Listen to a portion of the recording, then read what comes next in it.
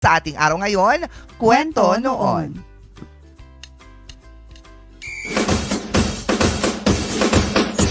Ngayon ay ka-29 ng Hulyo at dekada ng nakakaraan.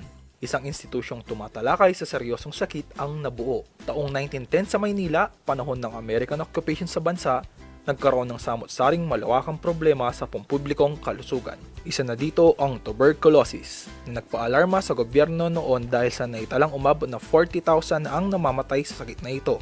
Dahil ito ay lubhang nakakahawa, matapos ang pagpupulong ng mga opisyal at ilang concerned citizens, napagpasyang bumuo ng isang kapisanan, ang Philippine Islands Tuberculosis Society na agad din namang naaprubahan. Sa pangunguna ni Mrs. Eleanor Franklin Egan at Sixto de Los Angeles, nagsimula sa 2 maliit na klinik sa Maynila hanggang sa magbukas ang Santol Sanatorium. Noong 1934 naman, nakita ni Pangulong Manuel Quezon ang kalupaan ng TB bilang banta sa pampublikong kalusugan.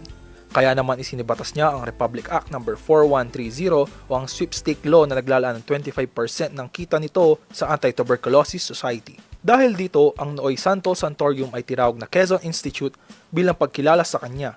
Dito nanirahan ang ilang TB patients sa paniniwalang magagamot ng isolation, bed rest at masustansyang pagkain ang sakit. Sa kasamaang palad, sa pagsiklab ng World War II, inakupa ng mga Hapon ang Quezon Institute at inutos na lumipat ang mga medical staff at pasyente sa San Juan de Dios Hospital sa Intramuros, Manila. Ang mga kagamitan naman ay basta na lang kinuha ng mga manloloob. Nang maupo si Sergio Osmeña bilang Pangulo noong 1945 matapos ma-re-establish ang gobyerno, naglaan siya ng 1 milyong piso para sa reactivation ng anti-TB work kung saan 800,000 dito ay tulong sa kapisanan. Kasama din sa pagbabalik ng US Army ang ilang mga kagamitan at supplies para sa muling pagbubukas ng Quezon Institute. Noong 1957 naman, tinaasan ng Pangulong Ramon Magsaysay sa 1 milyon ang allotment ng Philippine Charity Sweepstakes para dito. February 29, 1960 nang kilalanin ito bilang Philippine Tuberculosis Society Incorporated o PTSI at narehistro sa Securities and Exchange Commission noong March 11, 1960.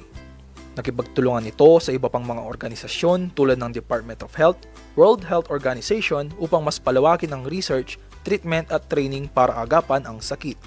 Hanggang sa kasalukuyan ay patuloy pa rin ang operasyon ng PTSI katulong ng iba pang organisasyon sa pagsuporta sa iba't ibang inisyatibo kontra TB. Maraming buhay ang nabigyang pag-asa nito at marami pang kwento ang magbibigay pag-asa dito sa ANKN.